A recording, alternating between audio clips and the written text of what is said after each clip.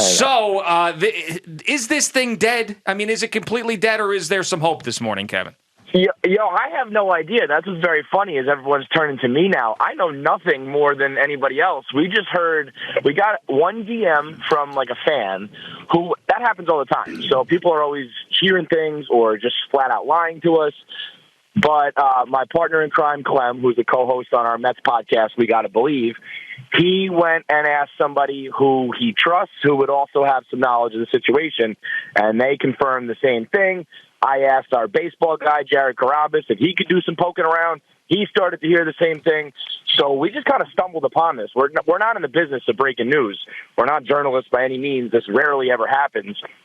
Actually, the last time we ever broke some news, Boomer, you'll appreciate this, it was when you claimed to have broke the lockout news in the NHL. That was actually my guy over on KSC Radio broke it first, and you took credit for it, and we yelled about it for a long time. Yeah, well, nobody heard it, so don't worry about it. They only heard it when I said it. Yeah, it really... But here's the other thing. With this whole thing with you and Penn, is the deal signed now? Is that a done deal? Yes, that is ink on paper, good to go, can't fall through, no backing out.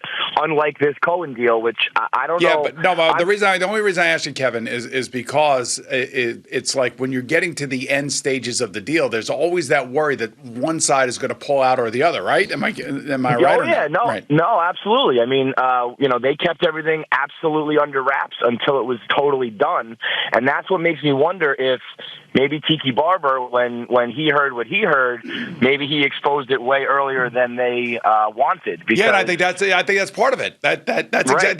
That's exactly right. And it was out there, and I don't think either side wanted it out there. That just right. It happened. It stands kind of like what happened with you guys yesterday with this story.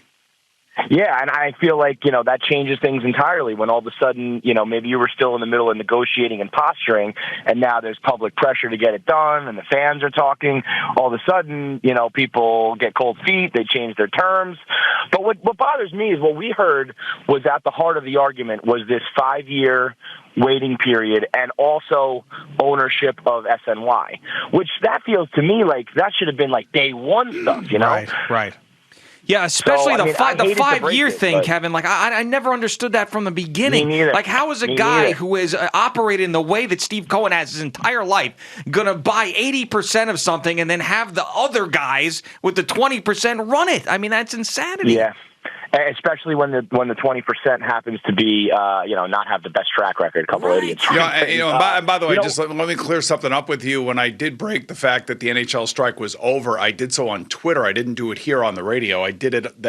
I believe it was a Sunday or a Saturday when I put it out there, and then I talked about it on Monday here on the radio. Oh, okay. Well, as far as I know, we had it on Twitter first, but we were just so small at the time that nobody even knows. You didn't. Okay, Boomer. Okay. You know what I will say, though? The 5-year thing sounded completely ridiculous to me.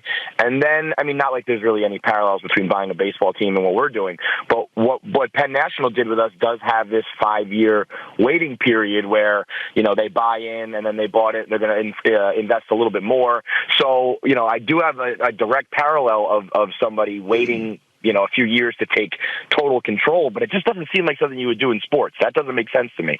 So, I mean, maybe it makes sense in some businesses. It never made sense to any of the fans. Well, the thing about it is Penn may not know what you guys are actually doing. They know that you're out there, that you're popular, and that you touch a segment of the population that they're trying to touch into. So they're trying to use you as that conduit. I totally understand that from a business acquiring another business. But if it's a hedge fund guy buying a baseball team, he's not buying the baseball team to sit around and invest money in it. He wants to run the team. He wants to make the decisions.